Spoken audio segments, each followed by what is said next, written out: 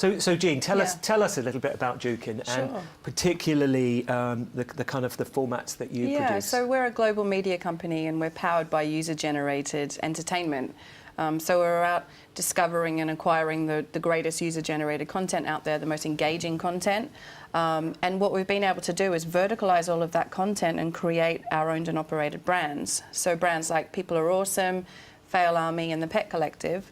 And within those owned and operated brands, we have about 120 million global fans who are driving, which is the scale. Like... I think when we're looking at the scale, we're number 4 biggest digital property in the world right now. So it's incredible. So we really sit behind Disney and Time. So, you know, that's an impressive crowd. Disney who? So we're doing about 4 billion views a month. But we've been able to... You've come from nowhere, really. I mean, it feels like you've come from nowhere in terms of you suddenly... Those brands that you talk, people don't necessarily know Jukin, but those brands you talk about have been over social media for a few years now. Yeah, and you've brought them together. We've been able to scale them very quickly, and what we've been able to do, you know, it all starts from finding the most engaging piece of content, the original asset, and then we've been able to optimise that content and find the sweet spot across the platforms that we're working across. But now we're actually developing original custom content, and we work with lots of different telcos around the world. We've been working with Verizon and Comcast and Sky, where we're creating packages for their services. And producing content as well? Yeah, original content. So we've been working with Facebook on their Watch series for about a year now, and so we're producing exclusive content that lives on their services. And then another big part of what we do is we're able to drive our audiences and drive them over to services or content offerings to provide the views and the watch time. So you've obviously identified that people are viewing these snackable, these sort of almost kind of, you know, I wouldn't use the word addictive, but these wonderful little clips of human endeavour. We would call it sticky content when we're talking to the operators, and the operators, you know, the sort of deals that we're doing right now, we would live in typically the skinny bundle. Another big buzzword of deals that we're working on right now is the video magazine for mobiles. Right. So they want us to live within a sort of an AVOD service which drives customers in, gets them, you know, addicted or gets them snacking, really high refresh rates. We would refresh the content every single week, keep people coming back, keep people engaged. And then on the sort of bringing them into the service, at that point they can then upspend and bring them into the likes of the Netflix and the SVOD services. So we're kind of the finding that sweet spot of bringing the audiences in at the beginning. So you're sitting within skinny bundles on TV, on smart TVs, but you've obviously identified that mobile viewing is kind of key to your format. And so have you deliberately targeted the mobile telcos or just...? Yeah, absolutely. And we have a number of big launches that are going to be announced in September of this year. There's about 4 different operators across Europe that we're launching with. And it's, really, really exciting. And you see huge volumes driven by mobile viewing? Yes. So some interesting data that we have is I think 80% of all of our fans and all of our content is viewed on mobile. But the interesting one that we're finding right now is teenagers are spending anything from 5 to 7 hours every single day on their mobile phones. Wow. They're not watching the televisions in the traditional sense, and you know, they're watching video content and they're watching it on their mobiles. So for us, you know, it's a full 360 where we are discovering. You know, people are shooting the content on their phones. 4K is amazing. The quality of the content looks amazing. They're shooting this content when they're out and about. We're discovering it. We're packaging up. They're looking at it on their mobiles, and it's a whole sort of 360 mobile evolution. You talk about 4K there. Does 4K work for mobile devices with screens this big? What's your view, Matt?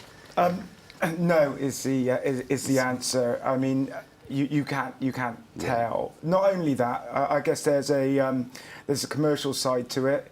You know, it uses a lot more data.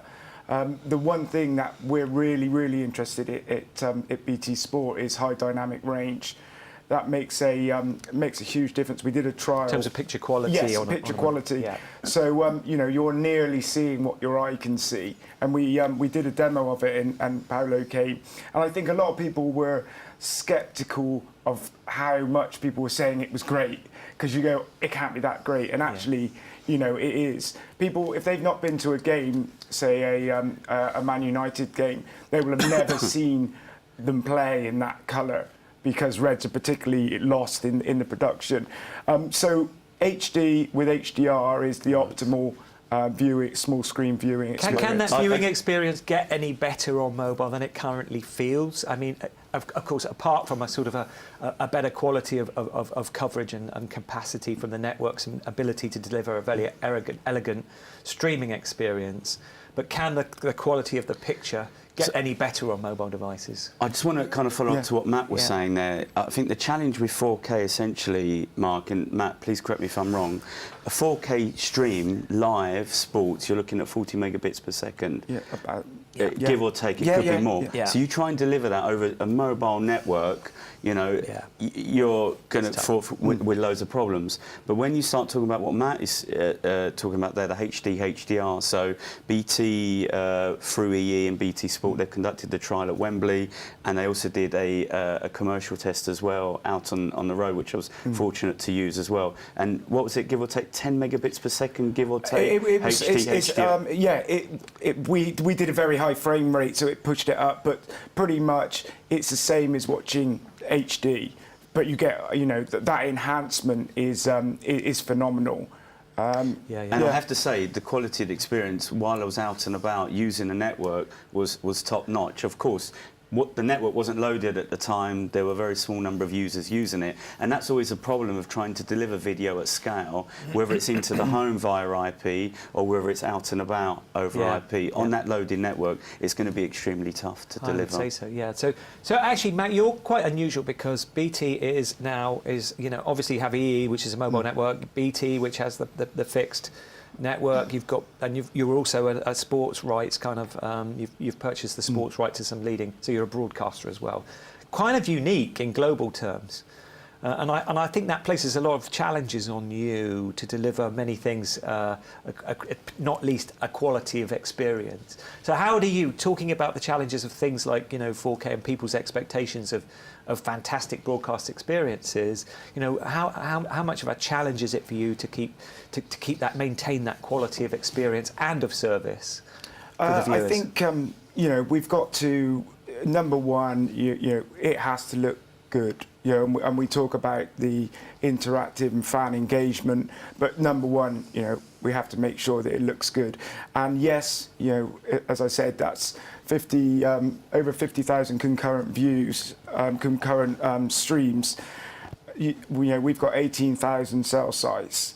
So, you know, even if it was evenly distributed, you still got over 2 people watching it, which is, you know, a significant demand. And that's why we look, and we've championed LTE broadcast, because, you know, in fact, you get over 2 people, you broadcast it in that cell, and then you can have as many people watching it.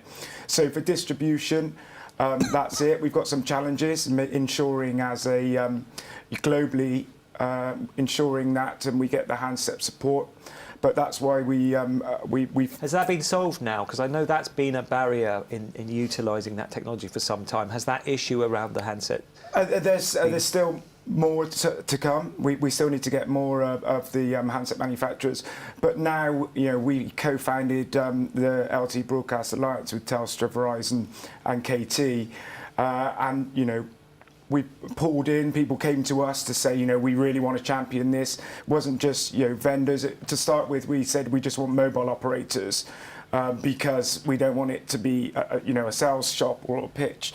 You know, so we got Geo and Telecom Italia. So now the representation is sort of 350 million subscribers, right. Which, you know, puts its voice to it. Yeah. Just to add to that, Mark, it's probably worth noting, as important as the network is, also the actual delivery of it as well, how the content is coded, Yes. the encryption is equally as important. So much is focused on HEVC right now, but also we've got the new AV1 that's emerged that's backed by the online giants such as Netflix, Facebook and Amazon. So I think we need to watch this space very closely very because good it's point. much more efficient in terms of the actual delivery. And the other element probably worth talking about when you talk about the experience, we place so much focus on video. As important as video is audio. Yeah. And I'm personally a big advocate for Dolby Atmos, as you know. But also when you're talking about sport or that theatric experience, it's great to feel part of that content as well. That's the other element as well that people often forget about. And very, very quickly on that point before we move on, if the sound's good, people tolerate, a bit of dropping down to SD, for instance, because you stay immersed. It used to be that there had to be a profile on adaptive streaming of audio only. Really, someone said your ears don't blink, and so you're always in listening to it, whereas you always look away from the TV and stay. So it's that immersive thing with sound. Yeah.